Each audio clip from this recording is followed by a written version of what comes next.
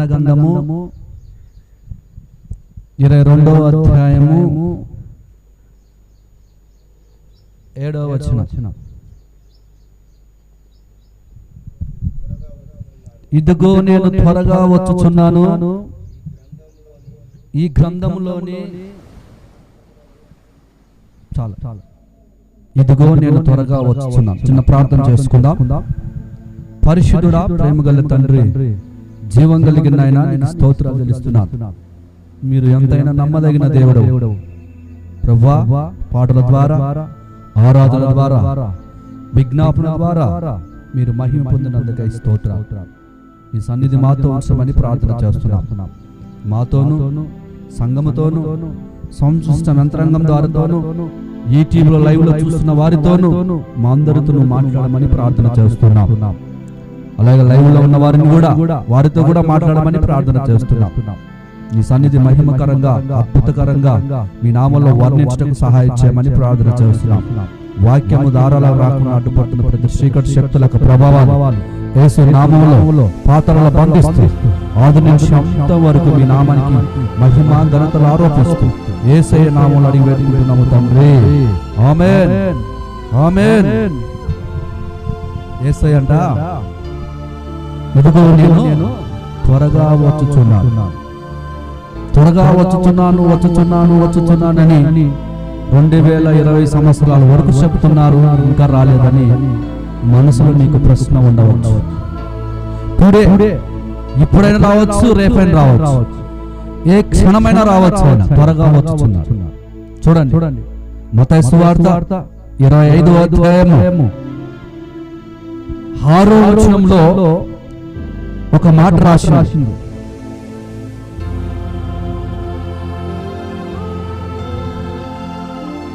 మత్తయి సువార్త 25వ అధ్యాయము 6వ వచనము.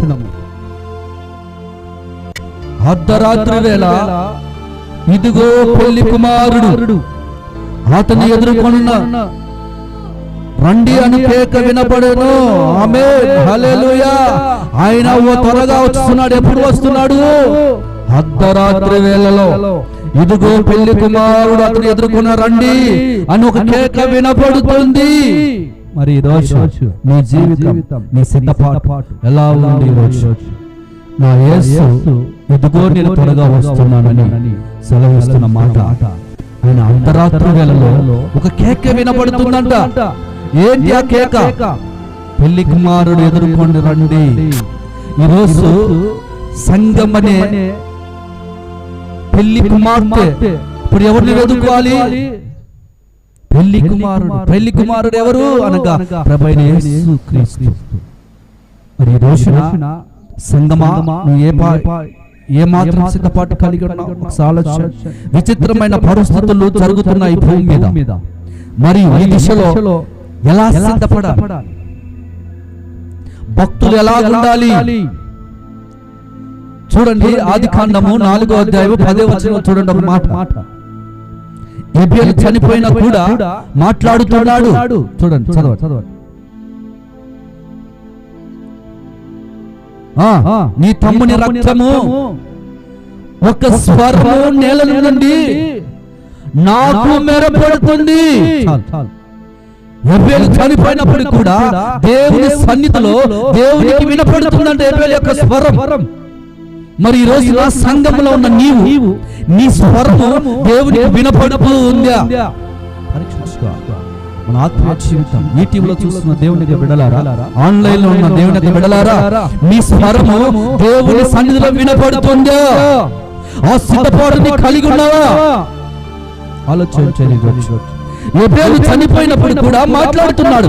మరి నీవు బ్రతికిన చచ్చినంతో సమానంగా ఉన్నావు.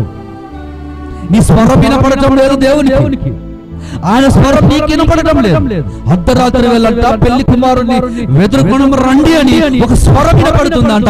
ఆ స్వరము నీకు ఈ రోజున వినపడుతుందా? లేక నీ స్వరము ఆయనకు వినపడుతుందా? మరి ఏ పాట సిద్ధపాటున్నావు నీ జీవితం?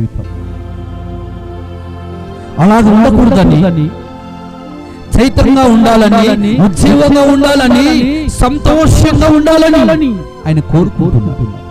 మీ జీవితం మత్తయి సువార్త 20వ అధ్యాయం 6వ వచనంలో మరొకసారి చదవండి.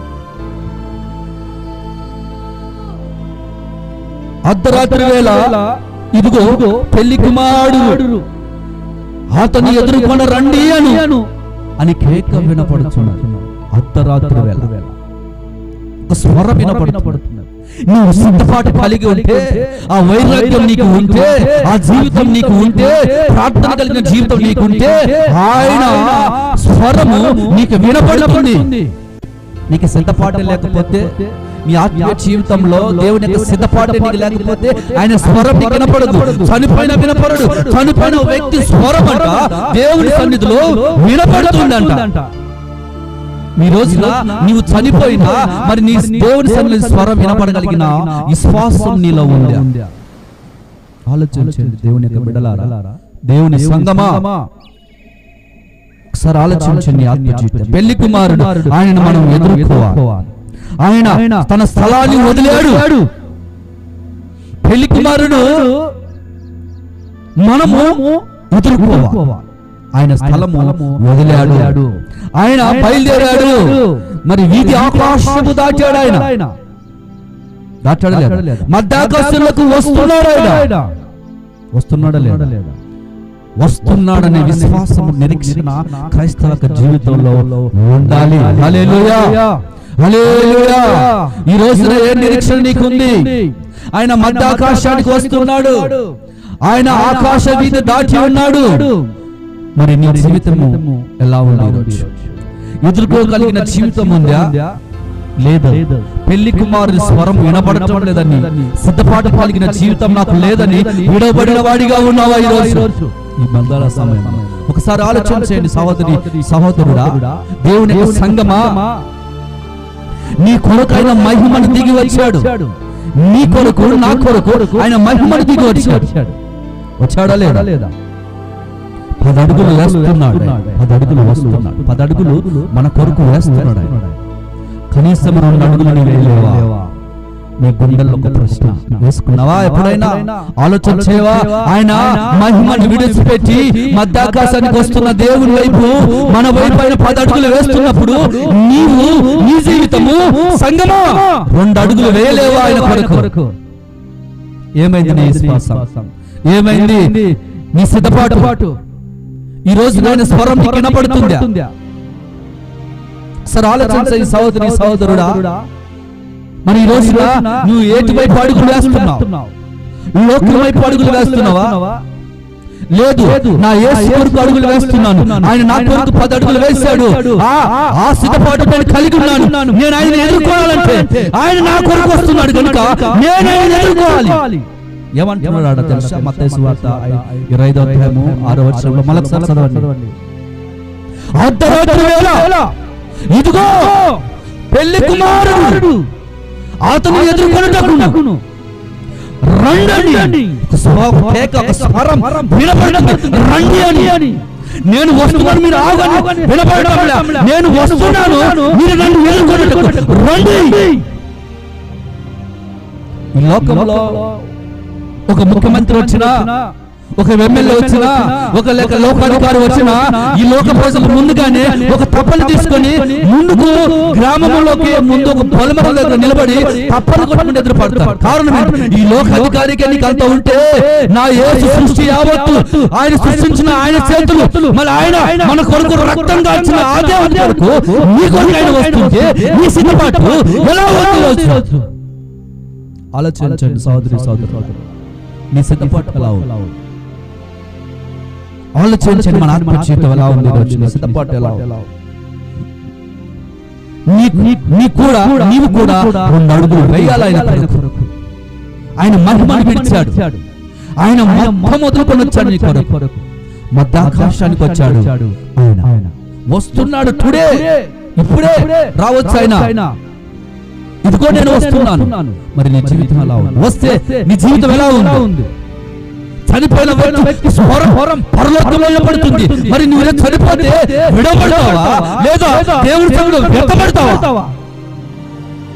ఒకసారి ఆలోచించండి మన ఆత్మ జీవితాలు.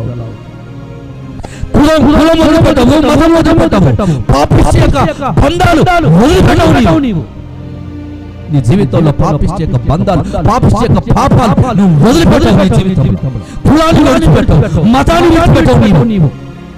నువ్వు రాకడలో ఎలా వెళ్తావు, ఎలా శ్రమపడతావు నువ్వు రాకడలో. ఒకసారి ఆలోచించండి సహోదరి సహోదరుడా, యూట్యూబ్ లో చూస్తున్న దేవుని బిడ్డ, నువ్వు రాకడలో ఎత్తబడతావా? ఆ ప్రశ్నని గుండెలో వేసుకుంటున్నావు. ఒకసారి ఆలోచించండి. నా యేసు ఈ రోజు రేపటి రావచ్చు.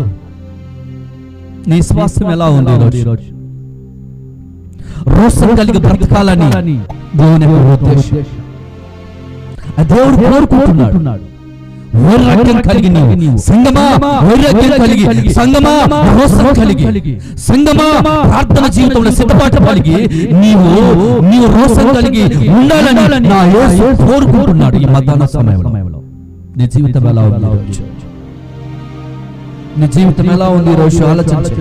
తుచ్చమైన లౌకిక జ్ఞానం, పాపిష్టి బంధాలు నీవు విడిచిపెట్టడం లేదు. ఆయన ఎవరి కోసం వచ్చాడు రా బాబు అంటే, తెంచుకొని ఏంటి తెంచుకొని? తుచ్చమైన బంధాలు, పాపిష్టమైన లౌకిక జ్ఞానాలు తెంచుకొని ఎవరైతే దేవుని కొరకు నడుము కట్టుకొని ఆయన కొరకు సిద్ధపాటు కలిగి ఉంటాడో వాళ్ళ కొరికే నా దేవుడు మధ్యాకాశానికి వస్తున్నాడు. ఇదిగో నేను త్వరగా వస్తున్నాను. దేవుని పిలుపు, దేవుని స్వరం ఎవరికి వినపడుతున్నాయా అంటే, ఎవరైతే సిద్ధపాటు కలిగి ఉంటారో సంఘంలో, వ్యక్తిగత జీవితంలో ఎవరైతే ప్రార్థన కలిగిన మూలుగుతారో వాళ్ళు వినపడుతున్న స్వరం, వాళ్ళు వినపడతారు. అలాంటి వారు దేవుడిని వెతుక్కుంటారు. హల్లెలూయా. నీవు నేను అలాగ ఎత్తబడాలి, నీవు నేను అలాగ ఉండాలని, నీవు నేను అలాగ జీవించాలని, రోషం కలిగి ఉండాలని దేవుడు ఈరోజు మాట్లాడుతూ ఉన్నాడు మన జీవితంలో. ఆలోచించండి మన ఆత్మ జీవితం. మహిమ కలిగిన స్థానాన్ని విడిచిపెట్టాడు, తండ్రి ఆరాధించే స్థలాన్ని విడిచిపెట్టాడు. ఎవరి కోసం అంటే నీ కోసం, నా కోసం. సంగమా, నీ కొరకు దేవుడి యొక్క మహిమను విడిచాడు, తండ్రి ఆరాధించే స్థలం విడిచాడు. మధ్యాకాశానికి వస్తున్నాడు ఆయన, వీధి ఆకాశాన్ని దాటాడు ఆయన. ఈరోజు నీ సిద్ధపాటు ఏంటి? నీ జీవితం యొక్క సిద్ధపాటు ఏంటి? నీ పరిస్థితి యొక్క సిద్ధపాటు ఏంటి? ఆలోచన చేస్తున్నావు నీ జీవితంలో, పరీక్షించుకుంటున్నావు నీ జీవితంలో, సిద్ధపాటు కలిగి ఉన్నావా? ఆలోచించండి మన ఆత్మ జీవితంలో ఎలా ఉంది? ఎలా ఉంది రోజు? నా యేసు సింహాసనం వదులుతున్నాడు ఆయన. ఆయన వదులుతూ వస్తున్నాడు. తన సింహాసనాన్ని విడిచిపెట్టాడు. ఎందుకు తెలుసా? భూమి మీద పెళ్లి కుమార్తె కొరకు సంఘము సిద్ధపడి, సంఘమని పెళ్లి కుమార్తె, సంఘము పెళ్లి కుమార్తె కొరకు సిద్ధపడి ఉండాలని, ఆ పెళ్లి కుమార్తెని దేవుడు వివాహం చేసుకోవాలని ఆయన సింహాసనాన్ని వదిలేడు. మరి ఈరోజు నా జీవితం, నా జీవితం ఎలా ఉంది? ఈరోజు నీ జీవితం, నా జీవితం ఎలా ఉంది? ఆలోచించండి సహోదరి సహోదరుడు. ఈ రోజు నా వైపు ఎన్ని అడుగులు వేస్తున్నావు ఈరోజు నీ జీవితం? నా యేసు వైపు నీ జీవితం ఎన్ని అడుగులు వేస్తున్నావు? యేసు వైపు వేస్తున్నావా? ఆగిపోయా సడన్ గా నీ జీవితంలో? సిద్ధపాటు నీ జీవితంలో సడన్ గా ఆగిపోయిందేమో. ప్రార్థన జీవితం ఆగిపోయిందేమో. విశ్వాస జీవితంలో కోల్పోయావేమో. నిలిచిన జీవితం కోల్పోయావేమో. ఒకసారి ఆలోచన చేయి. నా యేసు వైపు ఎన్ని అడుగులు వేస్తున్నావు ఈ రోజున? నీవు ఎన్ని అడుగులు వేస్తున్నావు అనేది నా ప్రశ్న. రాజకీయం కోసం, ఎలక్షన్ కోసం, పదవుల కోసం ఎన్ని అడుగులు వేసుకుంటావు నీ జీవితంలో? ఎన్నెన్నో లోకం కొరకు అడుగులు వేసిన నీ జీవితంలో నా దేవుని కొరకు ఒకసారి ఆలోచించి నిరీక్షణతో నా దేవుని ఎదుర్కోవడానికి నువ్వు 2 అడుగులు కూడా వేయలేకపోతున్నావా? ఆయన అర్ధరాత్రి వేళలో వస్తున్నాడు. ఒక కేక వినపడుతుంది, ఆయన స్వరం. కంది వెండిలతో రాసి పడతావు, నీ భక్తి జీవితాన్ని విడిచిపెడతావు, నీ భక్తిని తాకట్టు పెడతావు. మళ్ళీ ఎలా ఎదుర్కొంటావు ఆయన?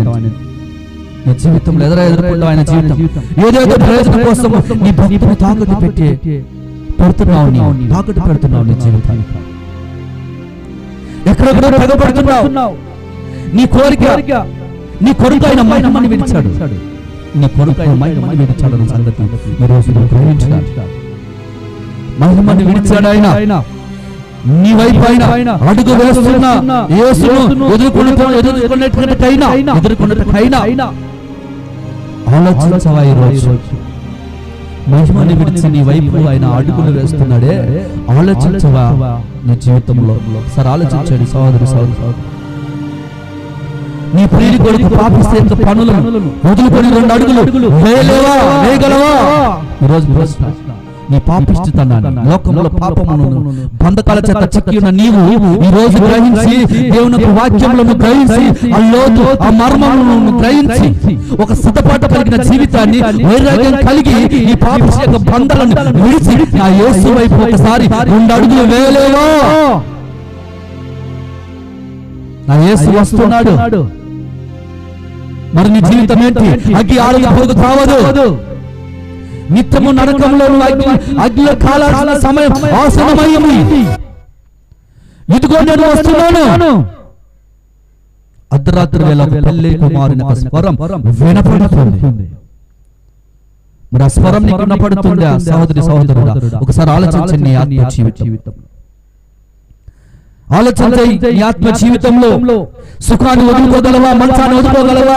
కంచెను వదులుకోగలవా? ఈరోజు డబ్బు వ్యవహారం మీద నువ్వు వదులుకోగలవా? ఈరోజు నా యేసు కొరకు ఒకసారి ఆలోచించేవా? 2 అడుగులు వేసి ఎదుర్కోగలగాలి నీ జీవితం. ఈ మధ్యాహ్న సమయంలో నీ పాపం యొక్క బంధాన్ని, డబ్బు మీద వ్యామోహాన్ని,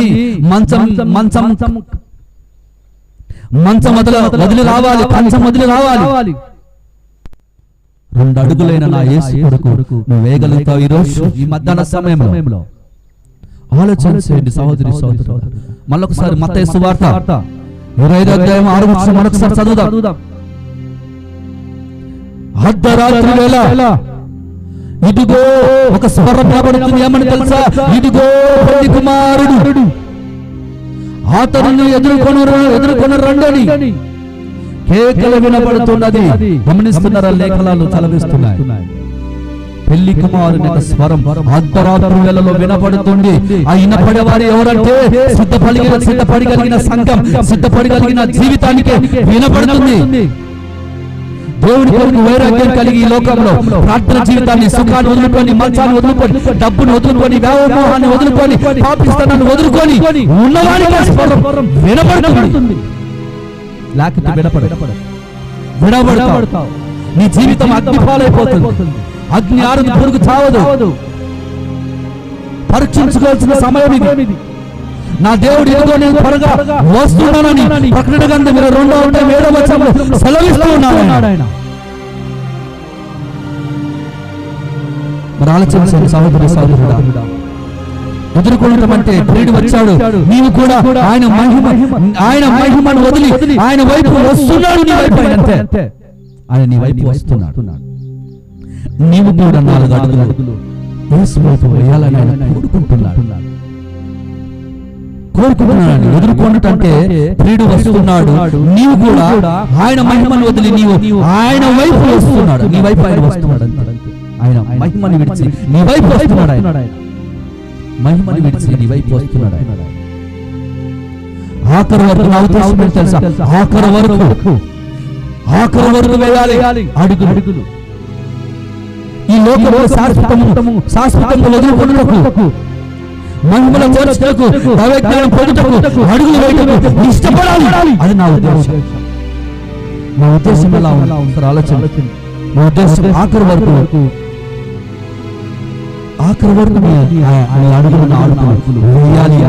ఆఖరి వరకు ఈ లోకంలో శాశ్వతంగా వదులుకొనుటకు, మహిమలో చేర్చుకున్నటకు, దైవజ్ఞానం పొందుటకు, అడుగులు వేయటకు ఇష్టపడాలి. ఒక జీవితం శాశ్వతంగా పరలోకానికి అడుగులు వేయాలనేదే నా ఉద్దేశం.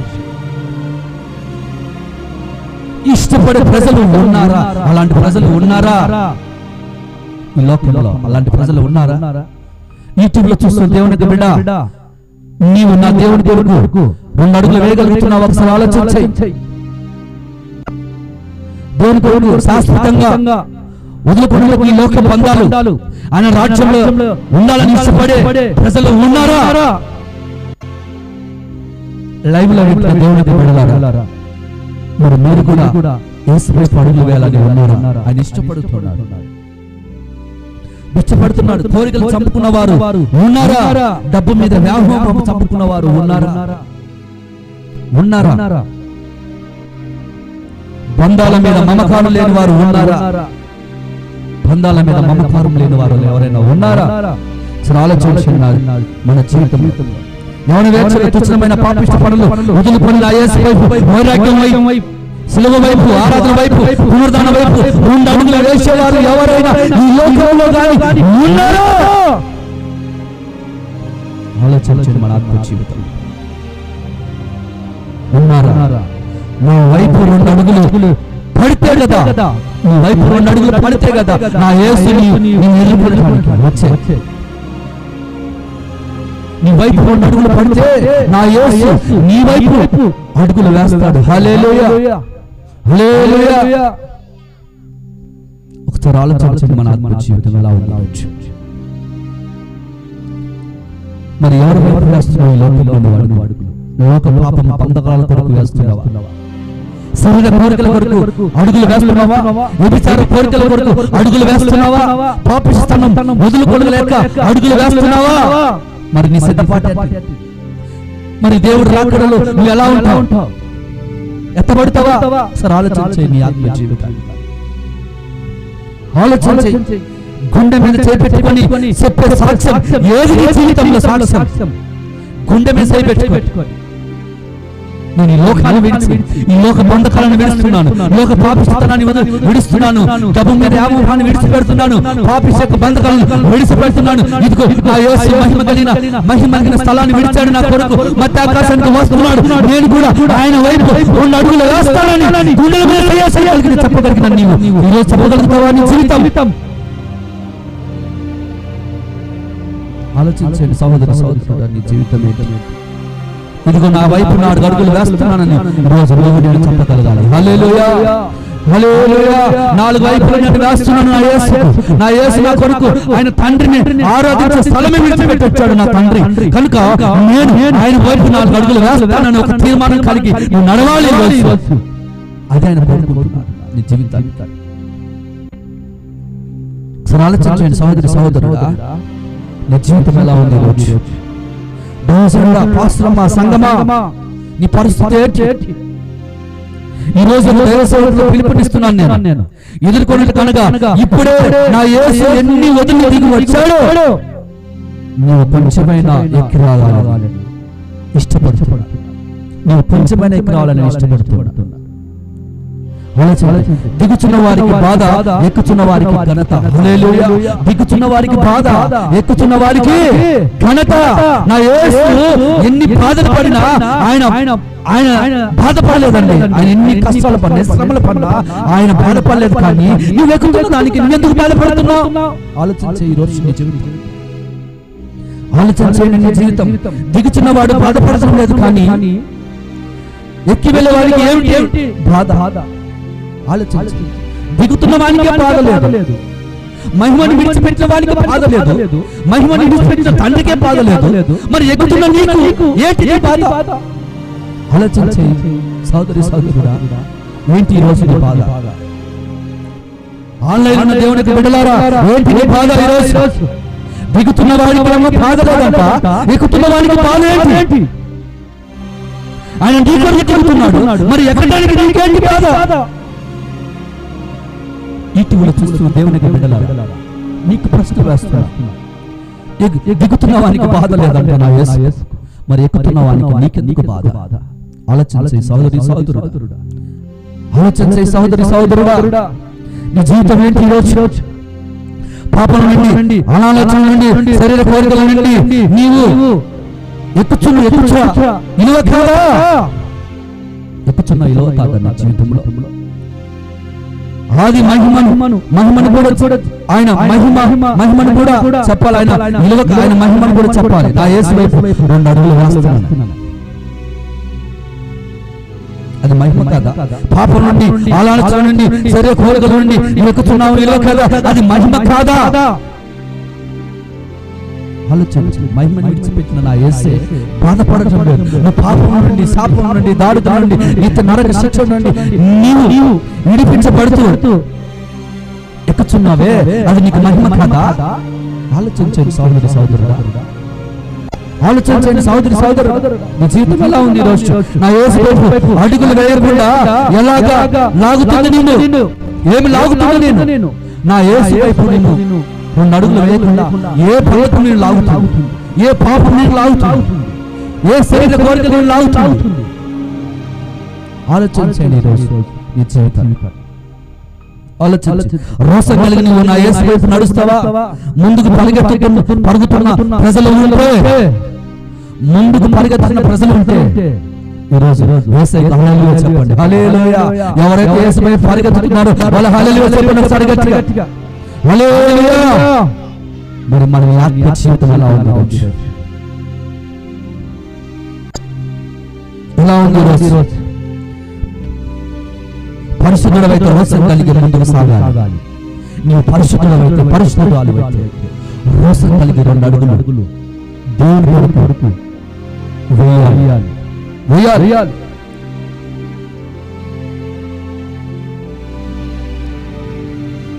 రోషం కలిగి 2 అడుగులు ముందుకు వేయలేకపోతే నీవు ముందుకు సాగలేవు. సంగతి వాస్తవం. నీకు రోషమే లేకపోతే, నీకు వైరాగ్యమే లేకపోతే, నీకు పట్టుదల లేకపోతే, దేవునితో కలిసి మాట్లాడే ఆ సంబంధం లేకపోతే నీవు 2 అడుగులు వేయలేవు. 2 అడుగులు కూడా నీవు వేయలేవు. సాగుతున్న వ్యక్తి హనోకు గురించి చూద్దాం. ఆదికాండము 5వ అధ్యాయం 4వ వచనంలో సాగుతున్న ఒక వ్యక్తి ఉన్నాడండి. యేసుతో సాగుతున్న వ్యక్తి. ఆదికాండము 5వ అధ్యాయం 24వ వచనం చూడండి. ఆదికాండము 5వ అధ్యాయము హనోకు దేవునితో నడిచి తరువాత దేవుడు అతనిని తీసుకొని పోయాను. చాలు. హనోకంట ఎవరితో సాగుతున్నాడు? దేవునితో సాగుతున్నాడు. హల్లెలూయా, హల్లెలూయా. హనోకు దేవునితో సాగుతున్నాడు. హనోకు వెనక ఎవరైనా లేరా? వెనక బంధాలు, సంబంధాలు, పిల్లలు, భార్య పిల్లలు, అటువంటి బంధాలు హనోకు లేరా? సరే ఆలోచించండి, పరీక్షించండి, లోతుగా ఆలోచించండి. మరి ఈ రోజు దేవుడు ఎందుకు సాగుతున్నాడు హనోకు? మరి నువ్వు ఎందుకు సాగలేకపోతున్నావు? ఒక ప్రశ్న నీకు గుండెల్లో వేసుకున్నావా? నేను ఎందుకు సాగలేకపోతున్నాను దేవుని సన్నిధిలో? ఒక పెళ్లి కుమారు స్వరం అర్ధరాత్రిలో వినపడుతుంది కదా, ఇదిగో నేను త్వరగా వస్తున్నానని దేవుడు సెలవిస్తున్నాడు కదా, గ్రంథాలు చెప్తున్నాయి కదా. మరి నువ్వెందుకు ఆలోచన చేయలేకపోతున్నావు? హనోకు మరి దేవునితో నడుస్తున్నాడని లేఖనాలు సెలవిస్తున్నాయి. ఏలియా వద్దన్నా ఎలీషా పరిగెత్తుతున్నాడు. గమనించారా? ఏలియా వద్దన్నాడండి ఎలీషాను. మరి ఎలీషా పరిగెత్తుతున్నాడు. ఆ సిద్ధపాటు ఉంది, సేవకులకు ఆ సిద్ధపాటు ఉంది. మరి నీ జీవితం ఎలా ఉంది? ఈరోజు నీ జీవితం ఎలా ఉంది? చూడు. కాలంలో 3 లక్షల సైన్యం వదిలి శిఖరానికి వెళ్ళి మోసే మేఘములో ఎక్కిపోలేదా? 3 లక్షల మందిని వదులుకొని పాలెంలో శిఖరానికి ఎక్కిపోయాడు మోసే మేఘాలలో. అందరూ చూస్తుండగా మరి నీవు ఈ రోజున నీ కుటుంబంలో ఎంతమంది ఉన్నా సరే నీవు ప్రభు కొరకు మరి 2 అడుగులు వేయటానికి సిద్ధపడి ఉన్నావా? నీ జీవితంలో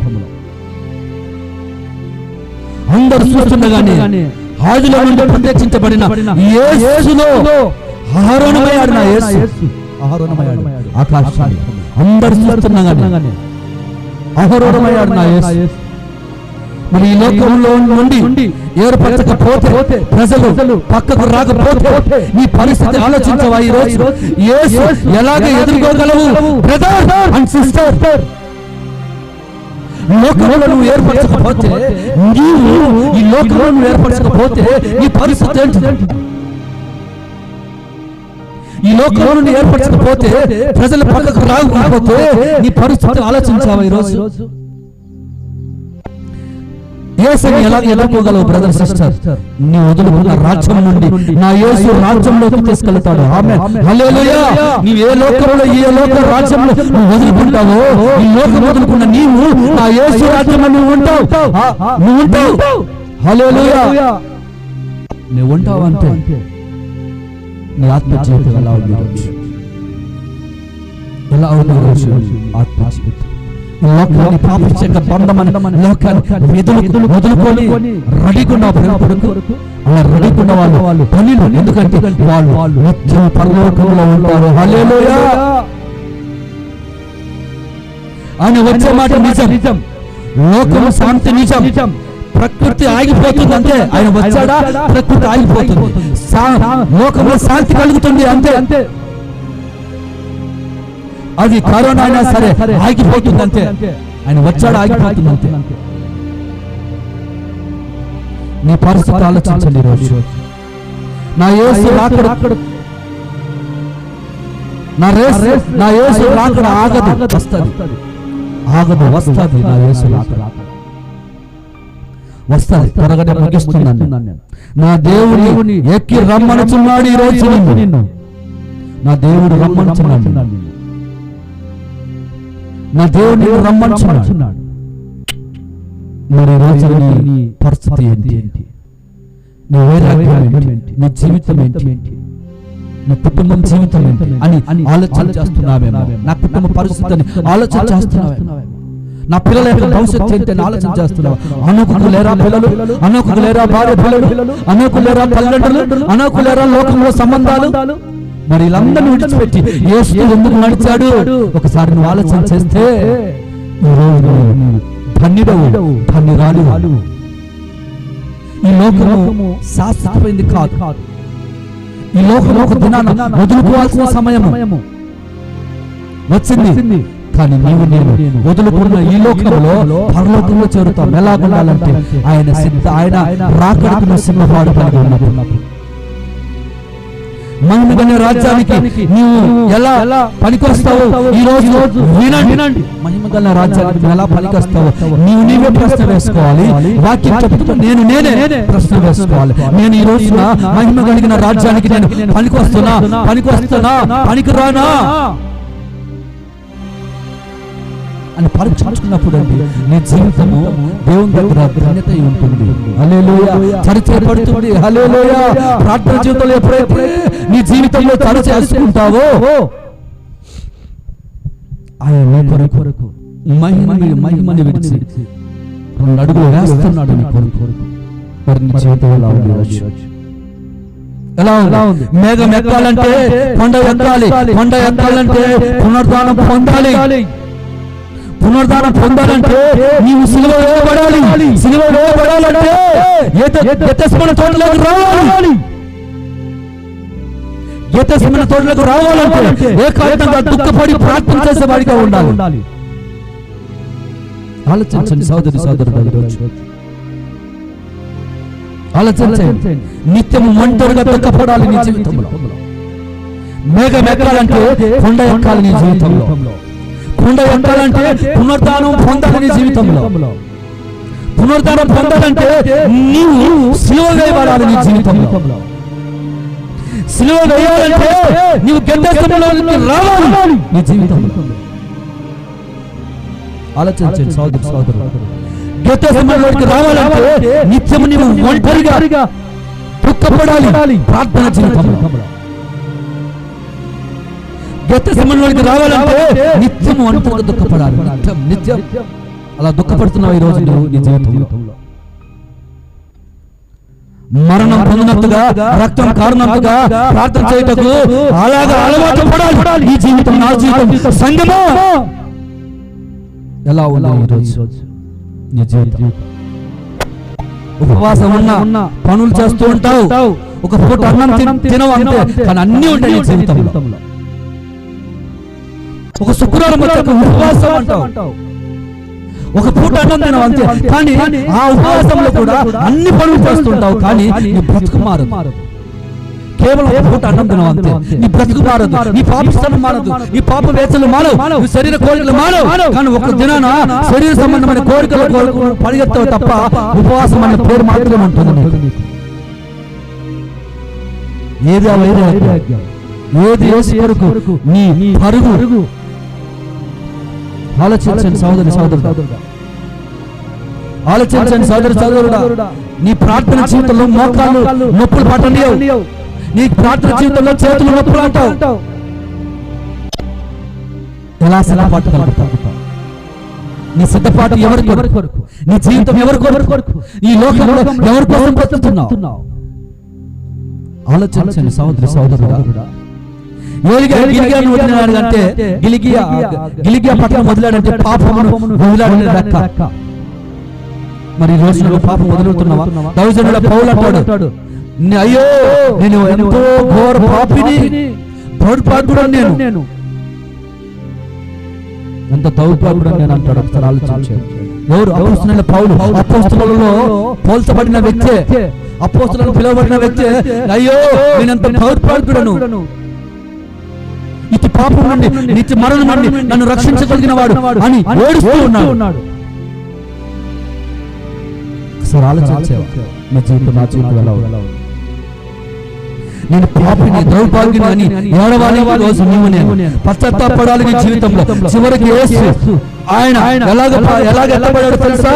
పునరుత్థాన బలంతో నిండి ఎత్తబడాడు. మృతుల నుండి లేకపోతే, పునరుత్థాన శక్తి లేకపోతే నీవు మేఘంలోకి ఎక్కలేవు సహోదరి సహోదరుడా, ఎక్కలేవు జీవితం. ఆయన మహిమలోకి రాలేవు, ఆయన మహిమలోకి నువ్వు ఎక్కలేవు. పునరుత్థానము బలమే, పునరుత్థాన శక్తి నీలో లేకపోతే మృతులలో ఆయన మహిమను నువ్వు పొందుకోలేవు, ఆయన మహిమలోకి నువ్వు రాలేవు. ఆలోచన నీ ఆత్మ జీవితం ఎలా ఉంది? ఆలోచన. హనోకు ఏలియా ఒకటి దాటి అభిషేకంలోనికి 5 కన్నికలు భక్తి అభిషేకం అది చూసి ఆశపడాలి మన జీవితంలో. వాళ్ళ జీవితాలు ఎలా ఉన్నాయి చూడండి.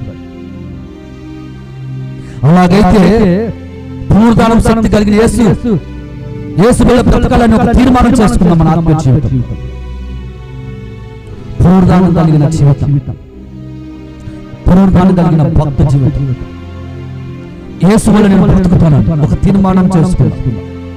మోకరించి కన్నీరు మోకరించి పశ్చాత్తాపడదాం.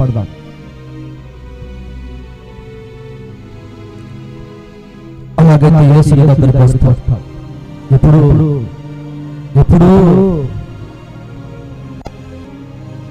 ఆశపడుతున్నాను, నా యేసు పునరుత్థానం శక్తి కలిగిన యేసు వల్ల నేను బ్రతుకుతాను, ఆయన కొరకు ఒక తీర్మానం కలిగి నేను నడుస్తానన్నప్పుడే యేసు నీ వైపు అడుగులు వేసేవాడిగా ఉన్నాడు. హల్లెలూయా, స్తోత్రం. ప్రార్థన చేసుకున్నాం. స్తోత్రం స్తోత్రం. మహిమ కలిగిన ఇదిగో పెళ్లి కుమారుడు ఎంతమంది ఎదుర్కొన్నటకు ఇష్టపడుతున్నారు. ఇష్టపడిన వారు మోకాళ్ళ మీద ఉండి ప్రార్థన చేయాలి. పెళ్లి కుమారునికి స్వరం వినపడుతుంది. ఎప్పుడు? అర్ధరాత్రి వేళలో. ప్రభువునికి స్తోత్రం స్తోత్రం.